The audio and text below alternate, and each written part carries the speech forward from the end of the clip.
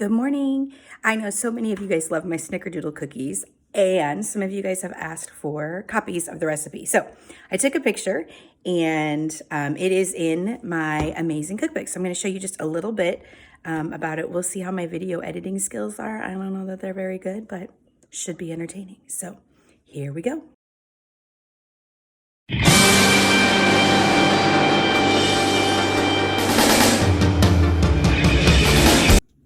First thing you need to do is get out your recipe. So this is where I keep all of my recipes, and you'll see that I have them all in here, okay? And so I'm going to the Snickerdoodle recipe, and it is under desserts. So it's right here, Snickerdoodles, okay? I originally got the recipe from All Recipes. You too can go there and look it up. Okay, notice you need 1/2 cup of butter and 1/2 cup of shortening, and it needs to be softened. So we go over to the refrigerator, and then we pull out some butter, because let's be honest, butter is delicious. And then we go over here, and we put it out like this. So this is a 1/2 cup, 1 stick of butter, 1/2 cup. And just for the record, if you want it to be delicious, you got to use all the butter and the sugar. I'm just saying. So this has to soften. So next video, I will be mixing it up. Okay. So we're just doing a little butter check. How do you know when butter is softened? Such a great question. So it's still cold to the touch. I can squeeze it a little bit, but not much. Like it wouldn't spread on bread, and that's what you're looking for. So not quite. We'll check in later. We're back to check on our butter. So here I am. Butter is no longer cold to the touch, and it's squishable. Like I can push it, and I don't know that you can see that indent. So I know we need butter.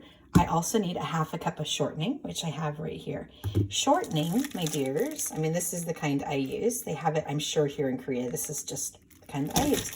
So the next thing that I'm going to do is I'm going to put the butter and the shortening into the mix. Okay, so I have mixed my butter and my shortening, and it's super soft and smooth, and it maybe looks like icing. It does not taste like that. Like I would not recommend eating that, but you know, anyway, it's nice and smooth, okay? And so now what I'm going to do is I'm going to add the 1.5 cups of sugar. Now, my friends, the sugar is important, okay? You really need to add the full amount. So here we go. 1 cup of sugar, or maybe you don't want to watch this part. Maybe you just like enjoying them and not knowing how much sugar is in them. I'm not sure. So now what we're going to do is let it cream. Now, I like turn it on and walk away. So we'll turn it on, and we're just going to let it go for a while. Okay. So what we're looking for once we've creamed the sugar and the butter and the shortening is for something that's incredibly, it gets lighter in color and it's smooth. I mean, you can see the granules of sugar to some degree, of course, but it's really light, and you'll see how much fluffier it is, okay? So then I think our next step is to add our eggs, all right? And I think it's 2 eggs if I remember correctly. So I will put those in and then mix away. Okay, so one more note, don't know if you can hear me, but I do add 1 egg at a time. So I already put 1 in, and I'm just doing my second one, okay? So eggs 1 at a time, and then let them beat, and then you add your 2 teaspoons vanilla. So I've added my flour, and I'm just showing you that, okay? So it's mixing. Now, something to keep in mind is to add ingredients a little bit at a time, okay? I add my flour first, and then I'm gonna add my next ingredients. I think something that you may or may not have heard of is cream of tartar. And so this goes in the recipe, and then I have salt, and then baking soda, okay? A note about cream of tartar, I ran out of this for one of the batches that I had to make, and there's a substitute, and I can't remember what it is, but I think it's like baking powder and maybe baking soda, actually, and it totally works. So if you can't find this or you don't have it, look it up on the internet for a cream of tartar substitute and do what it says. And I did it, and it totally worked. Okay, I'm gonna add these to that. My last little bit of mixing, and you can see that it comes away clean from the sides. See how it makes a nice dough? Okay, so what I'm gonna do now is turn it off, and I'm going to, now you do not have to do this step, but I find it mixed better.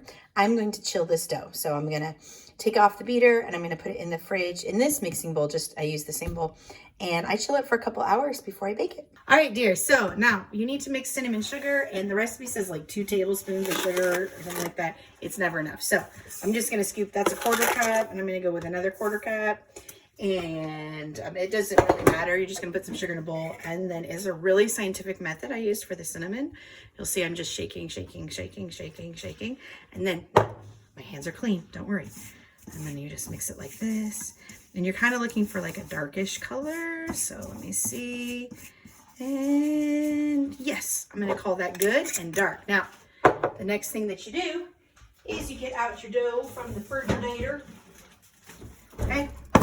And here is the dough from the refrigerator, all right? It has been chilling and it's beautiful. Okay, I am going to take a scoop of the dough, okay?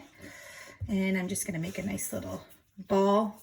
Gotta roll it, okay? And then you roll it in the cinnamon sugar.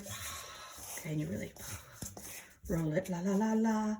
And then you put it on the baking sheet and then you bake them. This is what you want your cookies to look like when they come out. Okay, they will deflate. They're a little puffier than this. Okay, but you want them to be nice and light golden brown.